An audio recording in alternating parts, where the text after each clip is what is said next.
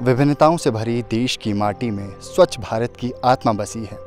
हाथों में झाड़ू लिए चलो गंदगी को मिटाते हैं, स्वच्छता से अपने भारत देश को सजाते हैं।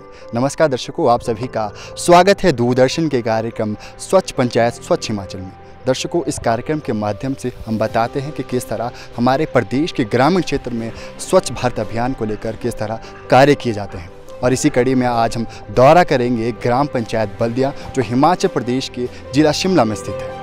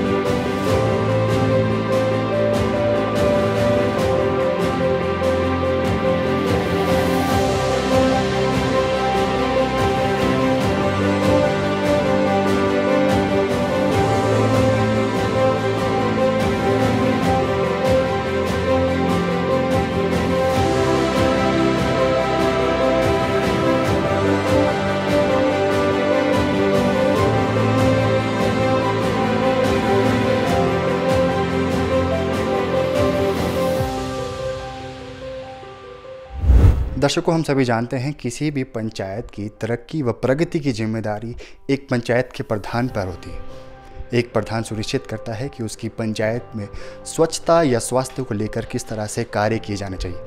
दर्शकों, अब हम इस वक्त आ चुके हैं बल्दिया पंचायत के कार्यालय में और साथ ही हमारे साथ जुड़ चुके हैं बल्दिया पंचायत की प्रधान गीता जी। मैम, मैं सबसे पहले आपसे जानना चाहूँगा कि आपकी जो पंचायत के क्षेत्र में कितने वार्ड हैं? मेरी पंचायत में जो है 9 वार्ड हैं, जिसमें से हमारे 2-3 वार्ड ऐसे हैं जो हमारे शहरी क्षेत्रों में आते हैं और ग्रामीण क्षेत्र में भी आते हैं।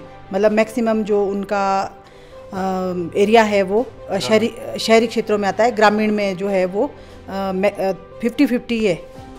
हाँ जी।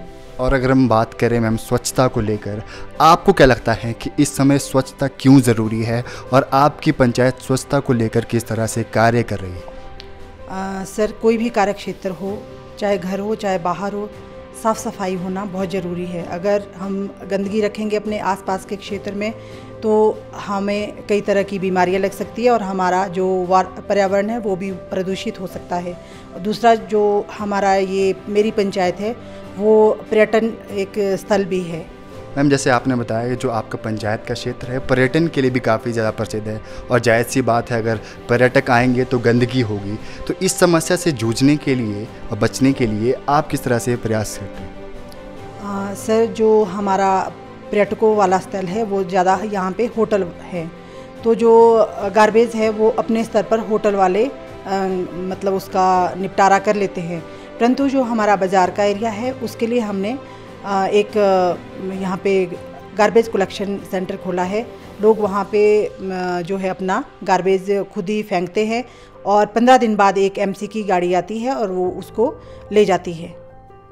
जैसे मैम आपने बताया कि यहाँ पे प्लास्टिक काफ़ी ज़्यादा यूज़ होता है और हमारे प्रधानमंत्री भी बार बार कहते हैं कि हमें अपने देश को प्लास्टिक मुक्त बनाना है। तो आपकी पंचायत इस अभियान पर किस तरह से कार्य कर रही है?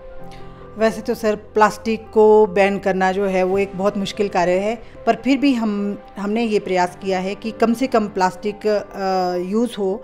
तो उसके लिए हम लोग जो है जो जितने भी प्लास्टिक रैपर्स होते हैं वो जैसे स्कूल में जो है जितने भी हमारे स्कूल के बच्चे हैं वो जितने भी आसपास के रैपर्स होते हैं वो स्कूल में ही कलेक्ट करते हैं, जो स्कूल वाले किसी संस्था को आगे दे देते हैं। उसी तरह से हमारा भी ये है, जो हमारा वेस्ट प्लास्टिक होता है उसको हम एमसी की गाड़ी में आगे भरियाल भेजते हैं। और मैम, सबसे एक और जो हमारी समस्या देखने को मिलती है हमारे पंचायत हो या शहरी क्षेत्र हो, खुले में शौच। तो खुले में शौच जो एक समस्या है उससे बचने के लिए किस तरह से प्रयास किए जाते हैं और सरकार की कौन कौन सी जो स्कीम्स है वो चलाई जा रही है? सर, अभी वैसे तो हमारे सब जगह ही शौचालय बने हैं, परंतु कुछ लोगों के जिनके शौचालय गिर गए थे या पुराने थे, बहुत जर्जर हालत में थे, उनके लिए अभी स्वच्छ भारत मिशन की तरफ से मैंने न्यू जो है 14 टॉयलेट्स बनाए हैं। उनको वो राशि मिल भी चुकी है और अच्छे से उन्होंने बनाए भी हैं। और इसके अलावा जो है विभिन्न मदों से जो है हमने 15 FC में भी हमने स्कूलों में शौचालय का निर्माण किया है। कितनी लागत का खर्चा आ चुका है अभी जो शौचालय निर्माण में? सर ये जो इंडिविजुअल टॉयलेट्स दिए थे वो हमारे पास 12,000 रुपये की राशि जो है एक व्यक्ति को दी गई थी, जो उन्हें प्राप्त हो चुकी है। मैम, जैसे आपने पहले हमें बताया कि आपकी पंचायत में शोकपीट का भी काफ़ी निर्माण किया गया है। आपको क्या लगता है कि शोकपीट क्यों ज़रूरी है और उसके क्या क्या फ़ायदे देखने को हमें भविष्य में मिल सकते हैं? सर जो शोकपीट है वो हमारा जो है जितना भी ग्रे वाटर है हमारा, वो सारा जो है हमारा जो अच्छा पानी है हमारा जो है वो भूमि में जाता है, जिससे कि वाटर जो है वो दोबारा रिचार्ज होता है। जो शोकपीट है वो एक मतलब जो हमारा जैसे गांव में देखते हैं खुले में पानी छोड़ा होता है, जो हमारा किचन वेस्ट होता है, तो उस चीज़ को रोकने के लिए हमने जो है वो शोकपीट निर्माण का लक्ष्य रखा है कि हम लोग 100 शोकपीट बनाएंगे। और वैसे तो लोग उस पानी को किचन गार्डन में भी यूज़ करते हैं, परंतु फिर भी वो मक्खी मच्छर तो होते ही हैं, तो उसके लिए हमने शोकपीट निर्माण का कार्य करना है इन फ्यूचर। और जो इसके फ़ायदे हैं वो ये है कि जो हमारा जो बहता पानी है वो जो है रिचार्ज, भूमिगत जल जो है वो रिचार्ज हो, और जो हमारे जो धरती के नीचे का जल है वो प्रदूषित ना हो, और अच्छा जल ही हमारा शोकपीट से जो है वो भूमि के अंदर जाए। अगर हम बात करें जल संरक्षण की, तो आपकी पंचायत में जल संरक्षण के लिए किस तरह के कार्य किए जा रहे हैं? क्योंकि हमारे हिमाचल प्रदेश में अक्सर लोग जो प्राकृतिक जल स्रोत है, खासकर जो बावड़ियाँ हैं, उसका उपयोग ज़्यादा करते हैं, तो उसकी साफ़ सफाई के लिए किस तरह से कार्य किए जाते हैं? सर जल संरक्षण के लिए हमने मनरेगा से रेन हार्वेस्टिंग टैंकों का निर्माण करवाया है। 15 FC से भी हमने कुछ एक टैंक्स बनाए हैं। और जो हमारा ये बॉडी से रिलेटेड काम है उसके लिए जो हमारे स्थानीय लोग हैं वो भी साफ़ सफाई करते हैं। जो हमारी SHG की महिलाएं हैं वो भी काम करती है, और जो युवक मंडल है वो भी इसमें काम करते हैं। और पंचायत द्वारा जो है बॉडी के रख रखाव के लिए भी मुरम्मत राशि हम प्रोवाइड करते हैं, जिससे कि वहाँ की जो बॉडियाँ है वो मेंटेन रहे और हमारा जो परंपरागत जो बॉडियाँ हैं वो हमेशा काम करे। क्या कोई कृत्रिम स्रोत भी बनाए गए हैं पानी की जल संरक्षण के लिए? कृत्रिम स्रोत भी बनाए हैं सर, जैसे अमृत सरोवर बना है हमारा, तो उस पर भी हमारा कार्य चला हुआ है। मैम, जैसे कि हम सभी जानते हैं कि बरसातें आने वाली हैं, तो ड्रेनेज सिस्टम के लिए क्या क्या कार्य किए जा रहे हैं आपकी पंचायत में?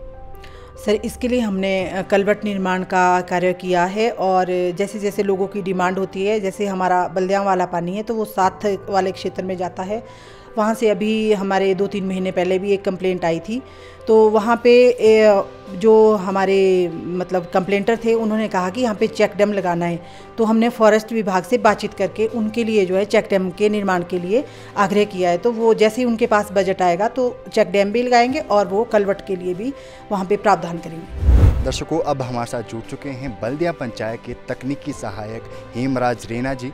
सर, मैं आपका बहुत बहुत स्वागत करता हूँ। धन्यवाद जी, नमस्कार सर। सबसे पहले मैं जानना चाहूँगा, जो आपकी पंचायत बल्दिया है वहाँ पर जो शोकपीट निर्माण के लिए काफ़ी ज़्यादा कार्य किए जा रहे हैं, तो मैं चाहूँगा आप हमारे दर्शकों को बताएं आखिर ये शोकपीट ज़रूरी क्यों है और होता क्या है?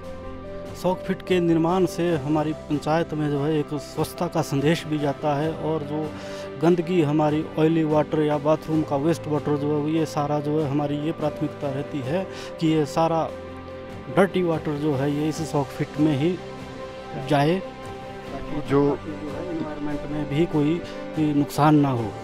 और इसको बनाने की भी एक बहुत सरल और आसान तरीका है, जिसमें जो है लो कॉस्ट और नो कॉस्ट के नाम से जाना जाता है, जिसके ऊपर जो है हिमाचल सरकार कार्य कर रही है। सर, अगर हम बात करें किस तरह से, जो कौन सी स्कीम के तहत जो लोगों को इसमें सहायता दी जाती है?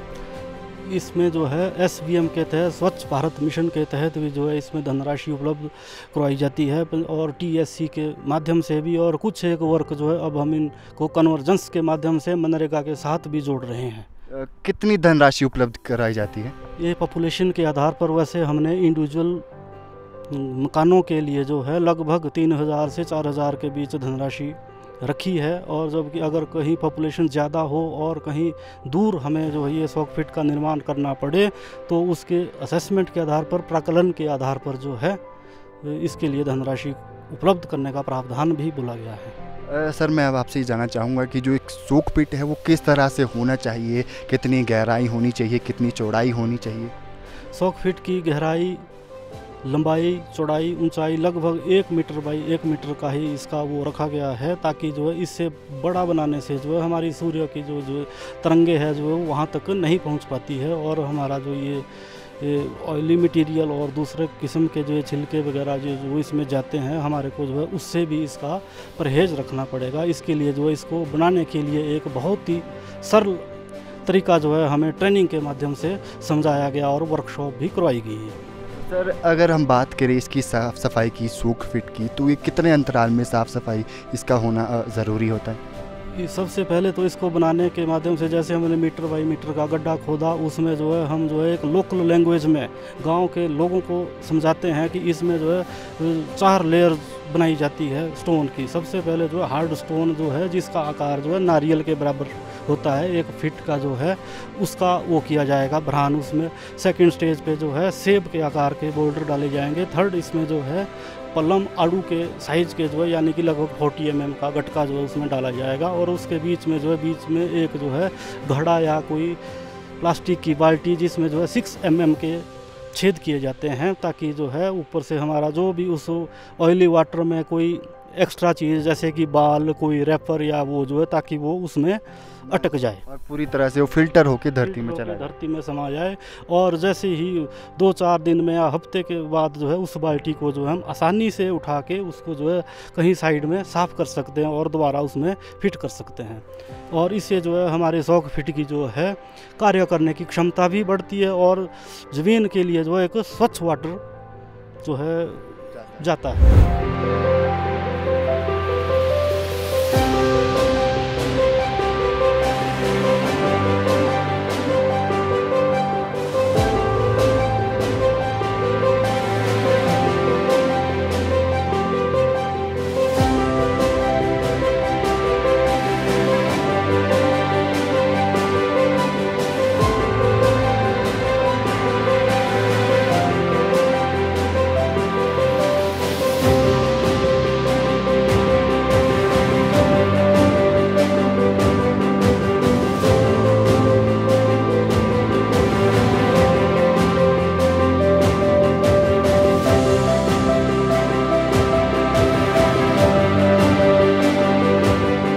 दर्शकों, अब हम आप पहुँचे हैं बल्दिया पंचायत की आंगनवाड़ी में और साथ ही हमारे साथ जुड़ चुकी हैं आंगनवाड़ी कार्यकर्ता पुष्पा ठाकुर जी।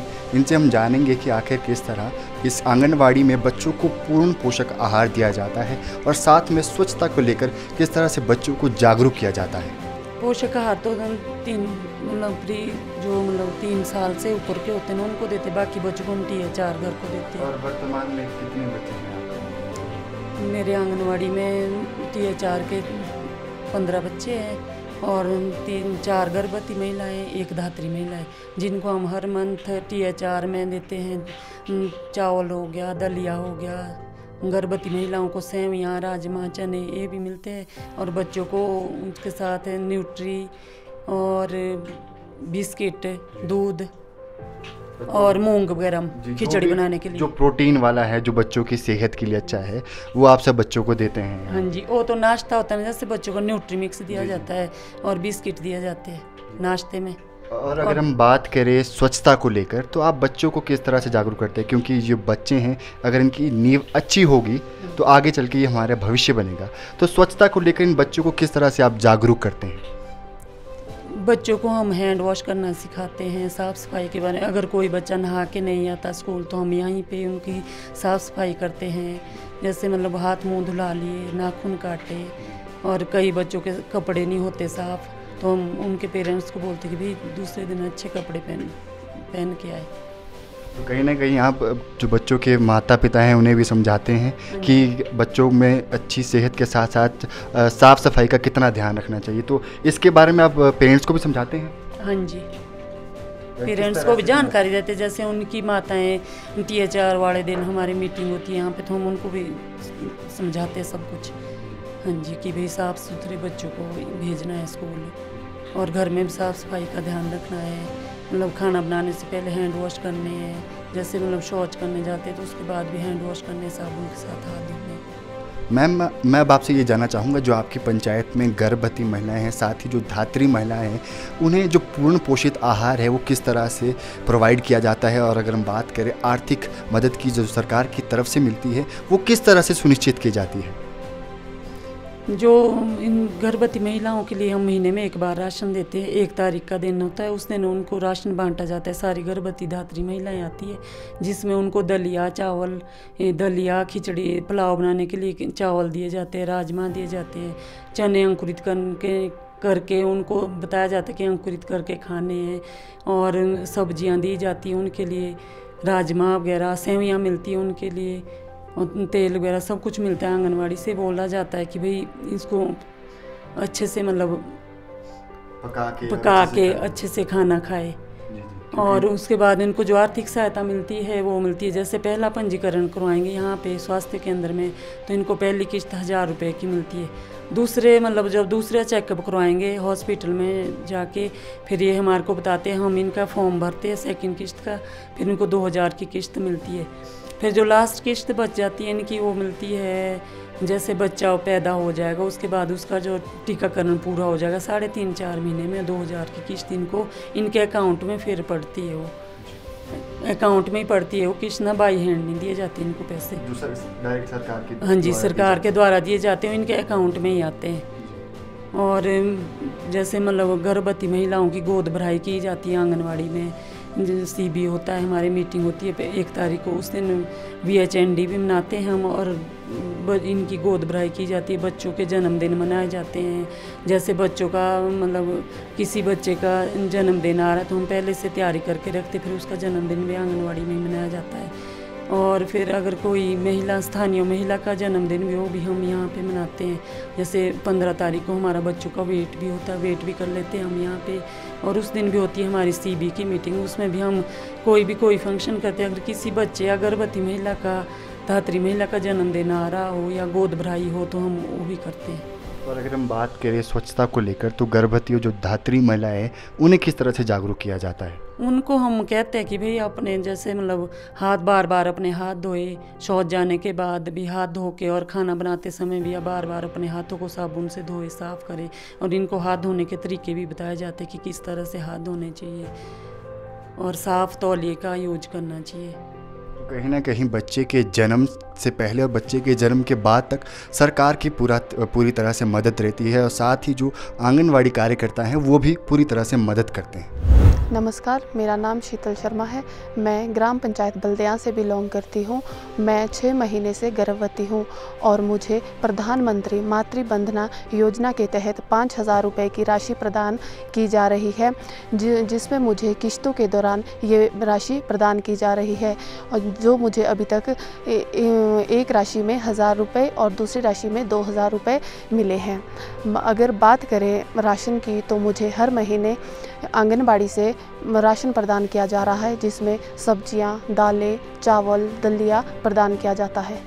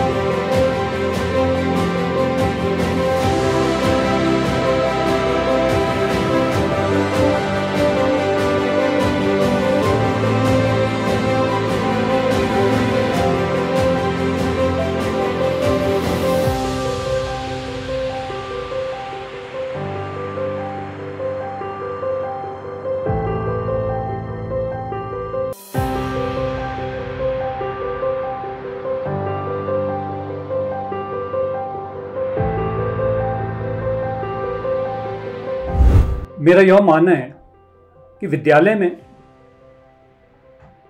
दो महत्वपूर्ण बातों का होना बहुत ज़रूरी है। एक तो सफाई, स्वच्छता, और दूसरा अनुशासन। उसके बाद जो है, जो हमारा जो मुख्य जो उद्देश्य रहता है शिक्षा का, उसके बाद जो हम वो शुरू करते हैं। तो इस स्वच्छता के अभियान में जो कुछ भी हम करते हैं, कोई लीक से हटकर नहीं करते हैं।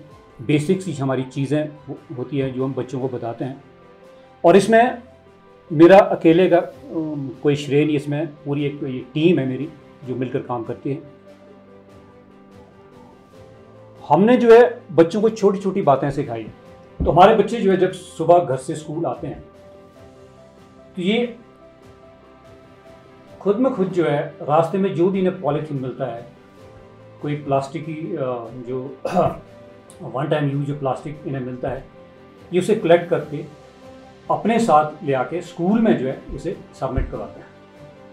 और रास्ते में जो छोटे छोटे जो कैंडी के जो रैपर्स होते हैं, जिन्हें नॉर्मली जो सफाई वाले वो भी नहीं उठाते, वो बच्चे इकट्ठा करके पानी की बोतल में जो है, जो बिस्लरी की 1 लीटर की बोतल आती है, उसमें जो है वो एकत्रित करते हैं।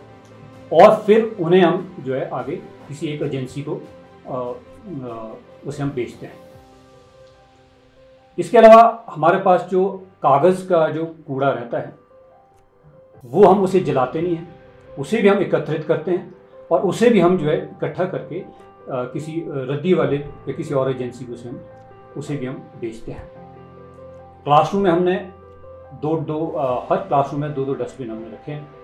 एक में हमारा जो है कागज़ का कचरा उसमें इकट्ठा होता है, और दूसरे में हमारा जो है जो गलने सड़ने वाला जो कूड़ा है, जैसे फ्रूट सीज़न आने वाला है तो उसका जो मटेरियल बचा जो मटेरियल होता है उसे हम उसमें एकत्रित करके उसमें हमने जो एक जो पिक बनाई है डिस्पोजल वेस्ट की, उसमें हम उसे जो है संचित करते हैं। मेरा यह मानना है कि बच्चों को जो है ये चीज़ें हमें सिखानी होगी स्कूल लेवल से, क्योंकि आने वाला जो समय है वो बहुत ही ख़राब आने वाला है। पर्यावरण इतना दूषित हो चुका है और यही जो जनरेशन है, इन्होंने इस वातावरण में आगे रहना है। तो हम ये जो है बच्चों को ही जो है ये शिक्षा नहीं देते हैं, बल्कि हम जो है बच्चों को बताते हैं कि घर में जो है पेरेंट्स को भी आपने जो है अवेयर करना है। और साथ ही साथ हमारे वैसे हर विद्यालय में ये जो इको क्लब्स बने हैं, उसके द्वारा भी जो है समय समय पर जो है हम गांव में जाकर जो है जो गतिविधियां हैं उसमें जो है लोगों की पार्टिसिपेशन हम उसमें लेते हैं। कहीं पर जो है कहीं कोई बावड़ियाँ हैं उनकी सफाई करना, या कहीं रास्ते की सफाई करना, और वहाँ से जो कचरा है वो उठाना है, और साथ में लोगों को भी जो है अवेयर करना। इस तरह के जो है तो प्रोग्राम जो समय समय पर करते हैं। तो दर्शकों, आज हमने दौरा किया ग्राम पंचायत बल्दिया का, और आज हमने जाना कि किस तरह सोक पिट निर्माण के माध्यम से हमारे घरों से जो दूषित जल निकलता है उससे हम अपने पृथ्वी को प्रदूषित होने से बचा सकते हैं। और मैं आशा करता हूं कि हमारे कार्यक्रम से प्रेरणा लेकर आप सभी भी अपने घरों में सोक पिट का निर्माण करेंगे। दर्शकों, सरकार अपनी तरफ से हर कार्य करे, अब हमारी जिम्मेदारी है कि हम अपनी पृथ्वी को प्रदूषित होने से बचा सकते हैं। दर्शकों, अब हमारा वक्त हो चुका है आपसे अलविदा लेने का। हम फिर मिलेंगे एक नए जगह, एक नए कार्यक्रम के साथ। तब तक के लिए जय हिंद, जय हिंद।